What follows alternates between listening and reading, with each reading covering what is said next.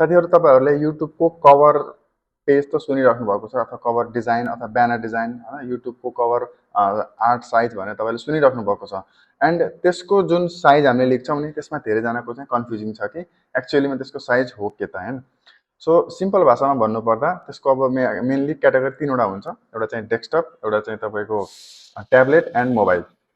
र तीनटैमा डिफ्रेन्ट साइजहरु हुन्छ है त सो त्यसैलाई म आजको भिडियोमा सेट गर्न सिकाउँछु त्यसको लागि सबभन्दा पहिला कन्ट्रोल एन गर्ने अब अभियसली यो हाम्रो स्क्रिनको लागि हो त्यही भएर म पिक्सल्समै साइज लेख्छु है सो त्यसको लागि चाहिँ 2050 60 एन्ड त्यसपछि 1440 है resolution 300 and colour mode RGB राखेर क्रिएट गर्ने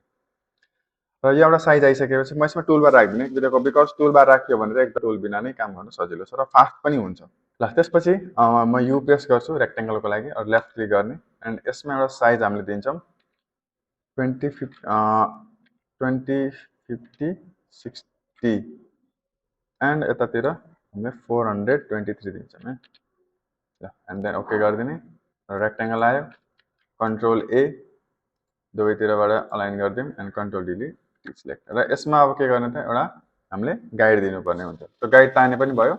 नत्र यहाँ भ्यूमा गएर न्यू गाइड फ्रम सेभ गरे पनि हुन्छ है यसमा धेरै छैन त्यसहरुमा जस्ट दुईटा तान्छु अब यसपछि अगेन फेरि यु प्रेस गर्ने लेफ्ट क्लिक एन्ड यसको साइज म दिन्छु यहाँनिर 1546 एन्ड 420 देन यसलाई पनि ओके गर्ने रेक्टेंगल आयो फेरि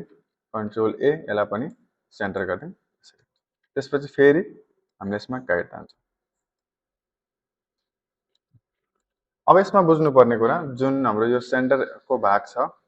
यो चाहिँ सबै डिभाइसेसमा एक्ज्याक्टली देखिन्छ है भने जुन अब तपाईको लेफ्ट र यो टपमा छ नि यसमा चाहिँ देखिदैन टपको जुन छ यो तपाईको डेस्कटपको लागि हो एन्ड जुन यो बीचको देख्नु भएको छ यो हाम्रो ट्याब्लेट र बीचको मोबाइल सो सकेसम्म टेक्स्टहरु जति पनि छ तपाईले बीचमा राख्नु पर्यो भने तपाईले बाहिरी साइडहरुमा जस्तो सुकै इमेज पनि राख्न सक्नुहुन्छ अथवा ब्याकग्राउन्ड पनि राख्न सक्नुहुन्छ है त सो आई होप यो भिडियोबाट हजुरहरुले धेरै कुराहरु चाहिँ सो आई होप हजुरले यो भिडियोबाट केही कुराहरु सिक्नु भयो होला सो लाइक कमेन्ट र शेयर पनि गर्दिनु है त